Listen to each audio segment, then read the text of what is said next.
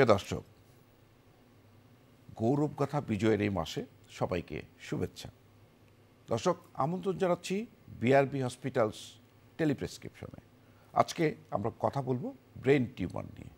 এই বিষয়ে কথা বলার জন্য আমাদের সাথে আছেন প্রফেসর ডক্টর আখলাক হোসেন খান। তিনি সাবেক চেয়ারম্যান, নিউরোসার্জারি বিভাগ, বাংলাদেশ মেডিকেল বিশ্ববিদ্যালয়। বর্তমানে তিনি সিনিয়র কনসালটেন্ট বিআরবি হসপিটালসে কাজ করছেন। স্যার, আপনাকে স্বাগত আমাদের স্টুডিওতে। ধন্যবাদ আপনাকে। স্যার, আমি প্রথমে আপনাকে জানতে চাই যে আসলে ব্রেন টিউমার নিয়ে আমাদের সবার মধ্যে একটা আতঙ্ক বিরাজ করে যে ব্রেন টিউমার মানে আর বোধ হয় বাঁচা যাবে না। আসলে ব্রেন টিউমারটা কি স্যার? আসলে এই জাতীয় প্রশ্ন প্রায় রোগীরা আমাদের কাছে করে যে ব্রেন টিউমারটা কি। আসলে সহজ বাংলা ভাষায় যদি আমি এটাকে বোঝাতে চাই, তাহলে অ্যাকচুয়ালি ব্রেনের স্ট্রাকচারগুলো আমাদের বোঝা উচিত। ব্রেন একটা অত্যন্ত সংবেদনশীল একটি অঙ্গ, আমাদের শরীরের একটা ভাইটাল অঙ্গ, যেটা সমস্ত শরীরকে পরিচালনা করে। তো এই ব্রেন টিস্যু শুধু ব্রেন সেল এবং তার সঙ্গে রক্তনালী এবং তার অনেক সাপোর্টিং সেল এবং এটাই ডেলিকেট থিং, এই ব্রেনটা একটা পর্দা দ্বারা আবৃত থাকে এবং এটা একটা রিজিড ক্র্যানিয়াম, একটা খুলির মধ্যে এটা থাকে। সুতরাং এটা অনেক সুরক্ষিত একটি মানে সুরক্ষিত থাকে।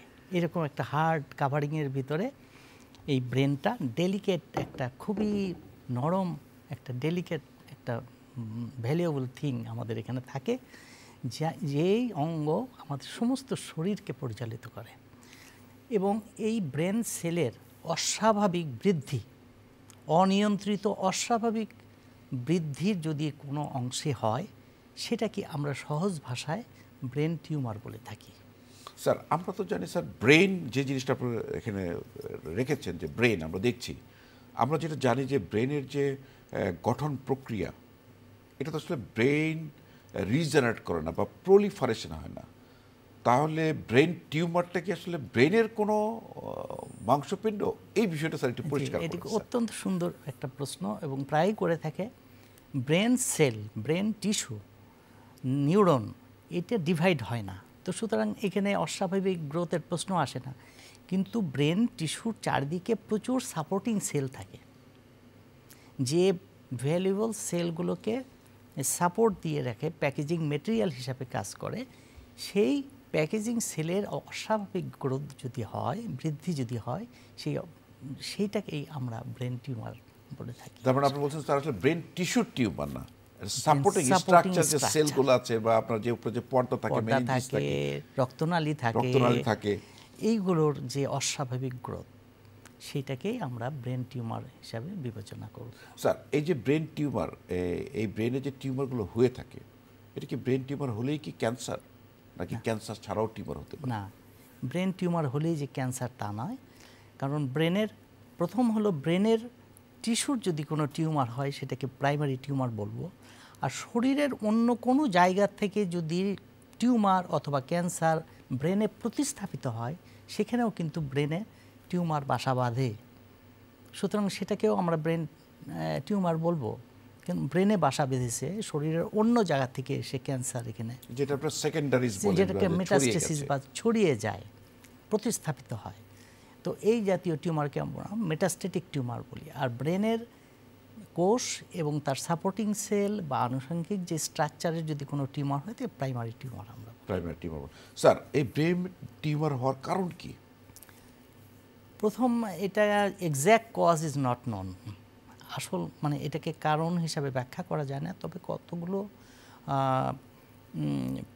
Factor which is responsible for brain tumour, যেমন জেনেটিক একটা ফ্যাক্টর, রেডিয়েশন একটা ফ্যাক্টর, এবং কেমিক্যাল এক্সপোজার এটা একটা ফ্যাক্টর হতে পারে।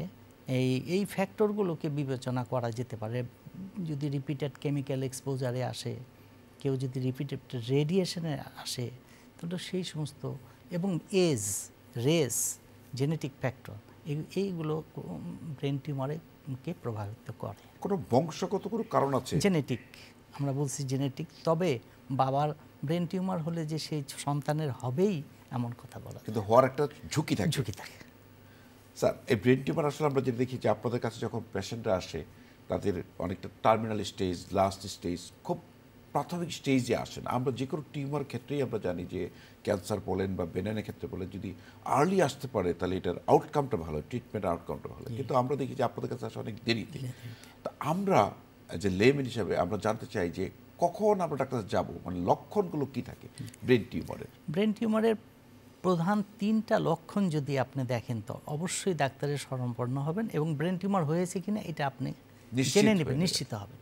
তার মধ্যে প্রথম কারণ মাথা ব্যথা, বমি এবং চোখে দেখার সমস্যা। এই 3টি জিনিস যদি একটি ব্যক্তির একই সময়ে লক্ষণ দেখা দেয় তাহলে দেরি না করে ডাক্তারের কাছে যাওয়া উচিত এবং নির্ণয় করা উচিত যে ওনার ব্রেন টিউমার হয়েছে কিনা। তো এই 3টা জিনিস অনেক ক্ষেত্রে অনেক রোগী এসে বলে যে আমার মাথা ব্যথা, মাথা ব্যথা হলেই যে ব্রেন টিউমার হবে তা কিন্তু না, বমি হলেই যে ব্যথা ব্যথা হবে না। এই 3টি লক্ষণ একসঙ্গে একটি ব্যক্তির হঠাৎ করে আবির্ভূত যদি হয় তবে আমরা ব্রেন টিউমার হতে পারে বলে ধারণা করি। অর্থাৎ মাথার ভিতরে চাপ বৃদ্ধি পেয়েছে বলে আমরা ধারণা করি, স্পেস অকুপাইং কোনো লিশন হতে পারে বলে মনে করি। এটা অনেক কারণেই হতে পারে, ব্রেন টিউমারেও হতে পারে বা অন্য কোনো কারণ, রক্তক্ষরণেও মাথার চাপ বৃদ্ধি পেতে পারে। তবে প্রাথমিকভাবে এই 3টি লক্ষণ যদি দেখা দেয় তাহলে আমরা বলতে পারি মাথার ভিতরে চাপ বৃদ্ধি পেয়েছে। সুতরাং ডাক্তারের শরণাপন্ন হয়ে ব্রেন টিউমার হয়েছে কিনা এটা আপনি মানে যাচাই মানে নিশ্চিত হবে। তার মানে স্যার আপনি বলছেন যে আসলে 3টা কথা, একটা হলো মাথা ব্যথা, একটা বমির একটা কথা বলেছেন, আর বলছেন চোখে যদি ঝাপসা থাকে। এই 3টা পয়েন্ট থাকলে তাকে নিশ্চিত জেনে নিতে হবে, ডাক্তারের কাছে পরামর্শ করতে হবে যে তার কি কারণে আছে। জি স্যার, আমরা আমার মনে হয় একজন দর্শক কি সাথে আছে? হ্যালো। জি, আসসালামু আলাইকুম। আসাম, জি আমি শুনতে পাচ্ছি। আপনার নাম পরিচয় বলে আপনার সমস্যার কথাটি বলুন। জি, আমি হিশাম বলছি। আমার প্রশ্নটা গিয়ে সিগারেট খেলে ব্রেইন ক্যান্সার আর ব্রেইন টিউমারের সাথে কি সম্পর্ক আছে, her brain tumour her brain cancer এই দুইটা কিভাবে আইডেন্টিফাই করা যায়, দুইটা ডিফারেন্ট, আর সিগারেটের সাথে এটা কোনো লিঙ্ক আছে কিনা, এটাই হচ্ছে আমার প্রশ্ন। Thank you. আসসালামু আলাইকুম। অনেক ধন্যবাদ হিশাম, আপনি আমাদের সঙ্গে সংযুক্ত হওয়ার জন্য। আপনি আমাদের সঙ্গেই থাকুন, নিশ্চয়ই আপনার প্রশ্নের উত্তর দেবে। স্যার, ওনার দুটো প্রশ্ন খুব ক্লিন কাট। সিগারেট স্মোকিংয়ের সাথে ব্রেন টিউমারের সম্পর্ক আছে কিনা, 1। 2, ব্রেন টিউমার এবং ক্যান্সার মানে এটার মধ্যে কোনো ডিফারেন্সিয়েটিং পয়েন্ট আছে? স্মোকিংয়ের সঙ্গে ডাইরেক্ট ব্রেন ক্যান্সারের কোনো সম্পর্ক নেই। তবে অবভিয়াসলি বলা যায় যে smoking is not good for health, it is injurious for health. কারণ স্মোকিং শরীরের প্রত্যেকটা সিস্টেমকেই এফেক্ট করে, যেমন ইমিউন সিস্টেমকে এফেক্ট করে, ফলে সেইগুলো ইনডাইরেক্টলি একটা কজ হতে পারে, কিন্তু স্মোকিং একমাত্র কারণ না। তবে স্মোকিং ক্ষেত্রে তো আমরা দেখি লাং ক্যান্সারের ঝুঁকি বেড়ে যায়, ফুসফুসের ক্যান্সার, অন্যান্য বডির অন্যান্য ক্যান্সার ঝুঁকি বেড়ে যায়, এবং আপনি বলছিলেন যে কোনো লাং ক্যান্সার হলে এটা মেটাস্টাসিস ব্রেনে আসতে পারে, কাজে এটা ইনডাইরেক্টলি একটা রিলেশন তো থেকেই যাচ্ছে।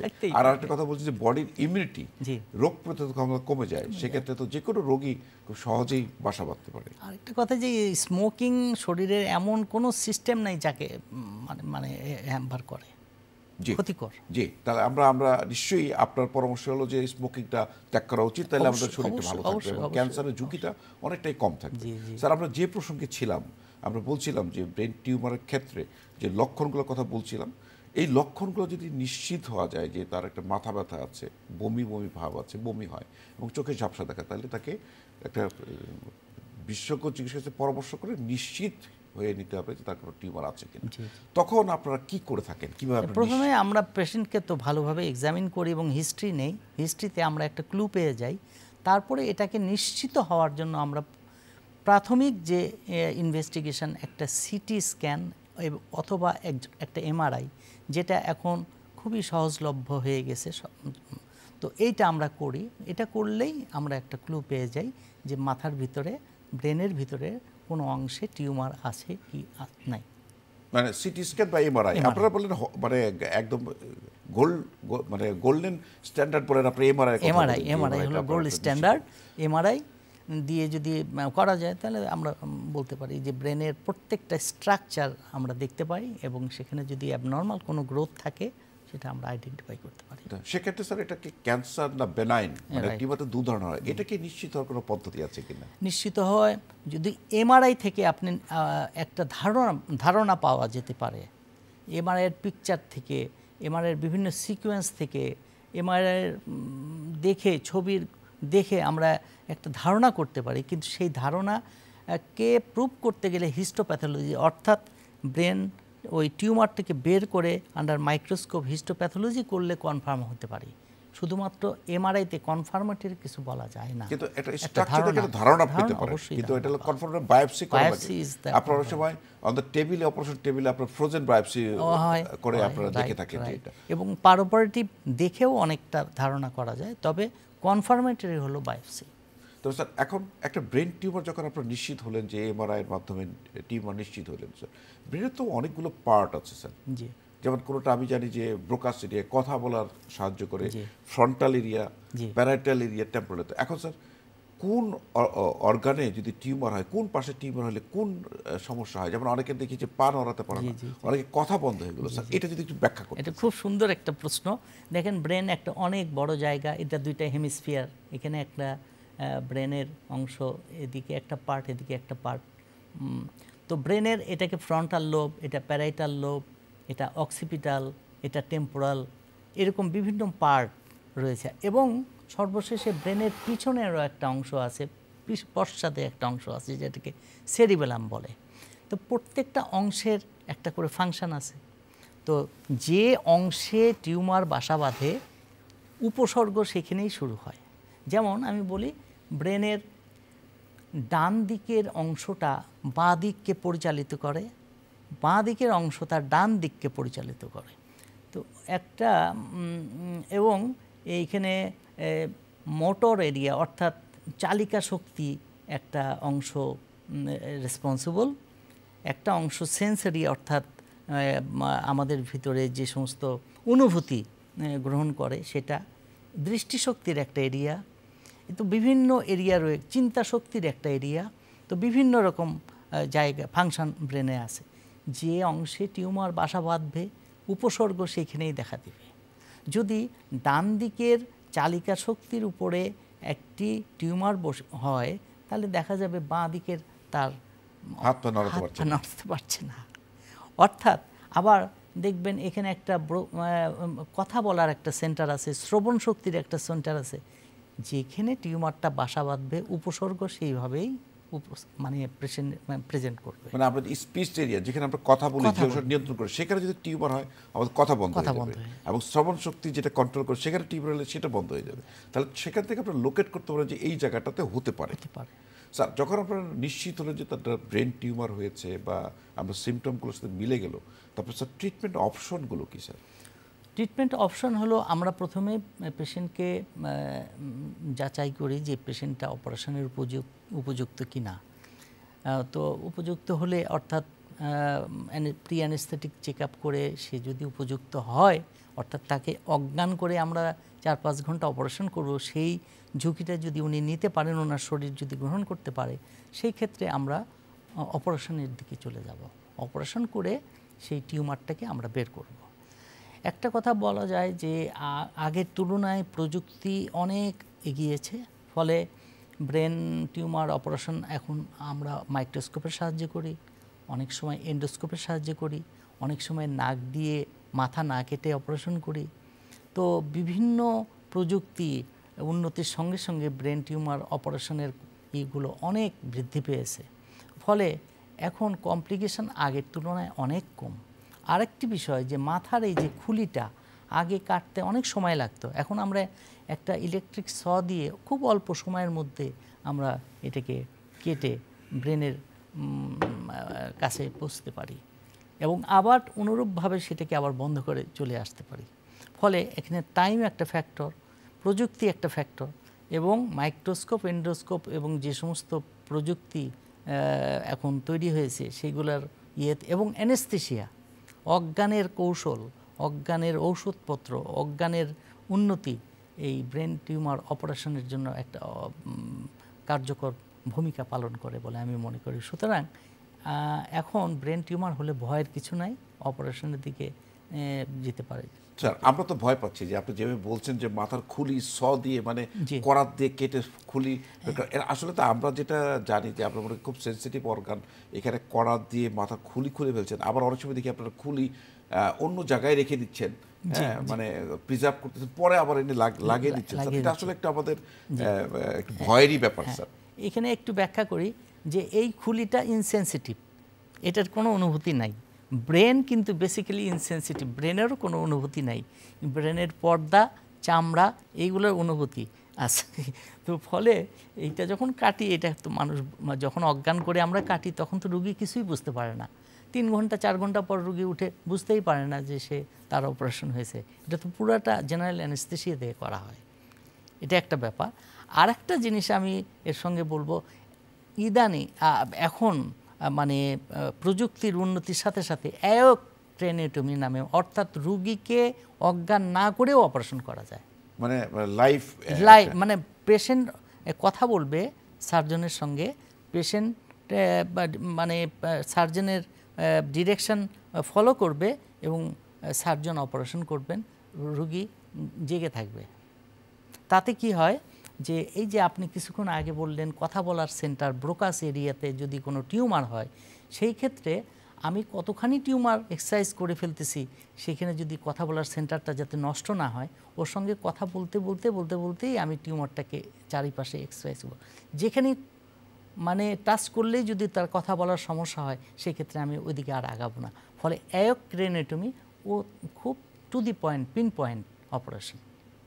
সেক্ষেত্রে স্যার সে ব্যথা পাবে না স্যার, মানে অজ্ঞান ছাড়া একটা যে আমি আগেই আপনি মানে আমরা যেটা জানি স্যার, যেমন আমরা সিজারিয়ান বা লোয়ার অ্যাবডোমিনাল কোনো অপারেশনের ক্ষেত্রে লাম্বার এই করা হয় যে আপনার ইনজেকশন দিয়ে করা হয়, রোগী জেগে থাকে কিন্তু অবশ থাকে।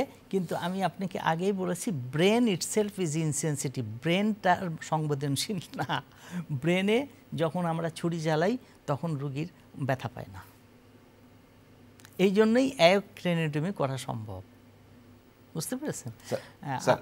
এই প্রক্রিয়াটা কি আমাদের বাংলাদেশ মেডিকেল বিশ্ববিদ্যালয়ে চালু আছে? হ্যাঁ, আমাদের দেশে আছে, হচ্ছে। আচ্ছা, আরেকটা বিষয় স্যার, আমরা এই অপারেশন ব্যাপারে আমরা একটা যদি মানুষের একটা প্রবণতা আছে আমাদের দেশের, যে দেশের ব্রেন টিউমার হয়েছে দেশে না বাইরে চলে যাব। স্যার এখন আমি যদি জানতে চাই যে বাইরের দেশের যে চিকিৎসাটা, সেই বিশ্বমানের চিকিৎসা কি আমাদের দেশে আছে কিনা, বা আপনারা সাকসেসফুলি করছেন কিনা, বা করলে কোন কোন পর্যায়ে কিভাবে করছেন, বা আউটকাম কেমন হয়? এ ব্যাপারে একটু ভূমিকা নিয়ে কথা বলতে হয়, কারণ দেখেন করোনার সময় দেশের কোনো লোক দেশের বাইরে যেতে পারে নাই। সেই সময় দেশের যত ব্রেন টিউমার, ব্রেনের যত সমস্যা, দেশে অপারেশন হয় নাই সাকসেসফুলি। নিশ্চয়ই আমাদের দেশে যে পরিমাণ নিউরোসার্জন, কোয়ালিফাইড নিউরোসার্জন আছে বিভিন্ন ইনস্টিটিউশনে, যেমন Bangladesh medical university, Dhaka medical college, neuroscience institute এবং আদার প্রাইভেট ইনস্টিটিউশনে যত নিউরোসার্জন আছে, নিয়ার অ্যাবাউট 350 নিউরোসার্জন এখন বাংলাদেশে আছে। তো এই নিউরোসার্জনরা ম্যাক্সিমাম নিউরোসার্জনে দেশের বাইরে ট্রেনিং করে আসছে। আর দেশের যে প্রযুক্তির যে উন্নতি সাধিত হয়েছে, তাতে আমি মনে করি প্রত্যেকটা সেন্টার এখন well equip for doing brain surgery এবং হচ্ছে। এবং দেখেন এখন তো আর কেউ বাইরে যাওয়ার কথা বলে না। আগে ব্রেন টিউমার হলেই মানুষ চলে যেত ইন্ডিয়া, চলে যেত ভেলোর, চলে যেত অন্য কোনো দেশে, সিঙ্গাপুর, ব্যাংকক। যেমন ব্যয়বহুল, যেমন বৈদেশিক মুদ্রা অপচয়, সেগুলো প্রিভেন্ট হয়েছে আমি মনে করি। কারণ আমাদের রুগীর সংখ্যা এখন অনেক বেড়ে গেছে, রুগীরা অনেক আস্থা পাচ্ছে বাংলাদেশের প্রতি, এবং এমনকি প্রাইভেট সেক্টরেও এখন বিশাল আয়োজন এবং প্রত্যেকটা টিউমার অপারেশন করার মতন, ব্রেন সার্জারি করার মতন ওয়েল ইকুইপড বলে আমি মনে করি। মানে আপনি বলছেন স্যার বিশ্ব মানের যে চিকিৎসার সুবিধাটা, আপনি যদি বলেন প্রযুক্তির কথা বলেন, এক্সপার্টাইজের কথা বলেন, বা ম্যান পাওয়ারের কথা বলেন, যে ট্রেন ম্যান পাওয়ার, যে আসলে তো নলেজটা শেয়ার হয় কীভাবে? ধরেন একটা নতুন জিনিস আসছে, কিন্তু আপনি যখন এটাকে চালাবেন তখন না আপনি এটা করবেন। তো সেক্ষেত্রে আমি মনে করি যে আপনার বাইরে থেকে ট্রেনিং নিয়ে এসে আমাদের দেশে নিশ্চয়ই একটা অবশ্যই। আমি 93 থেকে 95 পর্যন্ত জাপানে ছিলাম, যা দেখে এসেছি, জার্মানে ছিলাম এবং ভারতে ইন্ডিয়াতে ছিলাম, যা যা দেখে এসেছি, বাংলাদেশে বর্তমানে সেই প্রযুক্তি এখন আমরা করছি। আমরা নিশ্চয়ই আপনাদের প্রতি আস্থাশীল হব এবং আস্থাশীল হওয়া উচিত। আমরা দেশের চিকিৎসা দেশেই আপনাদের মাধ্যমেই আমরা করতে চাই, সেই আস্থার জায়গাটা আপনারা তৈরি করবেন, এটা আমাদের একটা প্রত্যাশা থাকবে। স্যার, আপনি যেটা বলছিলেন যে এন্ডোস্কোপিক সার্জারি, মাইক্রোস্কোপিক সার্জারি, আবার বলছেন যে কোনো সময় আমরা না কেটে না চিন্তা করে নাকের ভিতর দিয়ে করে থাকি। স্যার, এইসব কি সব টিউমার ক্ষেত্রে হয় কিনা, বা কোন কোন যেমন এন্ডোস্কোপিক সার্জারি, মাইক্রোস্কোপিক কোন কোন ক্ষেত্রে আপনারা করে থাকেন? প্রথমে আমি বলি, নাক দিয়ে যে অপারেশনটা হয় সেটা একটা বিশেষ টিউমার, পিটুইটারি টিউমার। ব্রেনের ঠিক মাঝখানে সেই টিউমারটা অনেক গভীরে।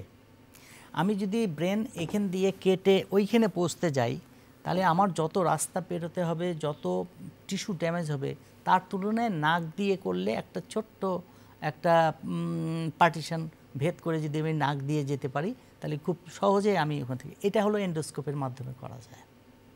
একটা ছোট্ট নল ঢুকিয়ে দিয়ে আমি সেই পুরো টিউমারটাকে বের করে আনতে পারি। পেশেন্টের মানে মিনিমাম ইনজুরি, টিস্যু ইনজুরি হয়, এবং পেশেন্ট অনেক সময় ওই অপারেশনের পরেই জেগে ওঠে এবং অপারেশনের পরে 2-1 দিন পরেই সে বাড়ি চলে যেতে পারে। এটা হলো এন্ডোস্কোপ। আর মাইক্রোস্কোপ, অর্থাৎ মাইক্রোস্কোপ দিয়ে ব্রেনের যে কোনো জায়গায় যে কোনো অপারেশন করা যায়, কিন্তু অতি সূক্ষ্ম ছোট্ট একটা ভেসেলকে আমরা অনেক বড় দেখতে পারি, ছোট্ট একটা কোষকে আমরা অনেক বড় দেখতে পারি। ফলে আমাদের টিস্যু হ্যান্ডলিং অপারেশনের সময় টিস্যু নষ্ট হয় না। আমরা সবসময় ব্রেন টিস্যুকে রেসপেক্ট করি, যাতে ছোট্ট একটা অংশ নষ্ট না হয়। ছোট্ট একটা অংশ বিরাট একটা জায়গাকে পরিচালিত করে। এই জন্য মাইক্রোস্কোপ দিয়ে অপারেশন করলে সেই কমপ্লিকেশনগুলো কম হয়। এটা হলো মাইক্রোস্কোপের সুবিধা। আর আরেকটি কথা বললেন আপনি, এন্ডোস্কোপ দিয়ে করি এবং মাইক্রোস্কোপ।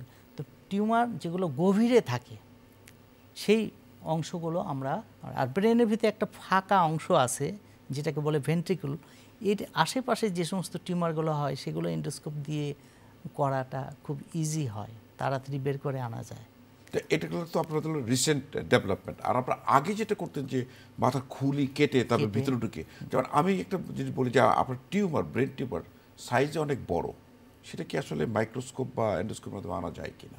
না, সেটা আনা যাবে, কিন্তু কতগুলো টিউমার আছে ব্রেনের সারফেসে, সেগুলো আমরা খুলে মাইক্রোস্কোপ ব্যবহার করি যাতে টিস্যু ড্যামেজ কম হয়। মাইক্রোস্কোপের অর্থ হলো টিস্যু ড্যামেজটা যেন কম হয়, নিখুঁত হয়, এবং আমরা ব্রেনের আশেপাশের ভেসেলগুলোকে মানে প্রিজার্ভ করতে পারি, মানে যাতে করে কোনো ড্যামেজ না হয়। কারণ একটা ভেসেল নষ্ট হলে একটা জায়গা ইনফেকশন হয়ে যাবে, একটা ইস্কিমিয়া হয়ে যাবে, ব্রেনের টিস্যু ড্যামেজ হয়ে যাবে। সেইগুলোকে আমরা প্রিভেন্ট করার জন্য এই মাইক্রোস্কোপ। স্যার, একটা কথা চালু আছে যে রুগী আপনাদের ব্রেন টিউমার যারা অপারেশন করেছে, অপারেশন সাকসেসফুল, ভালো হয়েছে, কিন্তু অপারেশনের পরবর্তীতে দেখা গেলো তার একটা হাত বা পা নড়াতে পারছে না, একটি জটিলতা দেখা দেয়। এটা আসলে তখন হয়তো ব্লেমটা আপনাদের উপর চলে আসছে যে কী কারণে হলো। রাইট, যে অপারেশনের আগেই যদি ওনার একটা হাত বা পা দুর্বল থাকে, সেক্ষেত্রে আমরা পেশেন্টকে কাউন্সিলিং করি যে দেখেন, আমরা টিউমারটাকে রিমুভ করব। টিউমারটা এতদিন এখানে থাকার ফলে এখানে যে প্রেশার দিয়ে যে ড্যামেজ করে ফেলছে, টিউমারটা বের করার সাথে সাথেই তো আর সেই শক্তিটা ফিরে আসবে না। সেই শক্তিটা ফিরে আসতে গেলে ফিজিওথেরাপি দিয়ে আস্তে আস্তে আস্তে আস্তে আসার একটা সম্ভাবনা থাকে। কিন্তু যখন অলরেডি ড্যামেজ হয়ে যায়, সেটা অপারেশন করার সাথে সাথেই পরদিন যদি উনি আশা করেন যে আমি আগের মতন আবার হাঁটবো, সেটা তো সম্ভব না। আর যখন ম্যাক্সিমাম পেশেন্টই আসে অনেক দেরি করে, আমি আগেই বলেছি, ছোট্ট একটি টিউমার অপারেশন করা যত সহজ, অনেক বড় একটা টিউমার অপারেশন করা অনেক জটিল। সুতরাং আমি বলবো, শুরুতেই আসুন, শুরুতেই ছোটোতেই অপারেশন করুন, আপনার কমপ্লিকেশন কম হবে, আপনার ড্যামেজ কম হবে। আপনার হাতের শক্তিটা চলে যাওয়ার আগেই আসেন না কেন, আপনার হাতের শক্তি চলে গেছে তখন আসলেন, কিন্তু এখন আমি টিউমার বের করে দিতে পারবো, কিন্তু শক্তিটা আসতে হবে এখন ফিজিওথেরাপির মাধ্যমে। মানে একটি কথাই আপনি বলছেন যে আসলে যে আর্লি ডায়াগনোসিস যদি করা যায়, রোগীরা যদি ডিফর্মিটি হওয়ার আগেই যদি আপনাদের আসে, তখন এটা আউটকামটা অত্যন্ত চমৎকার।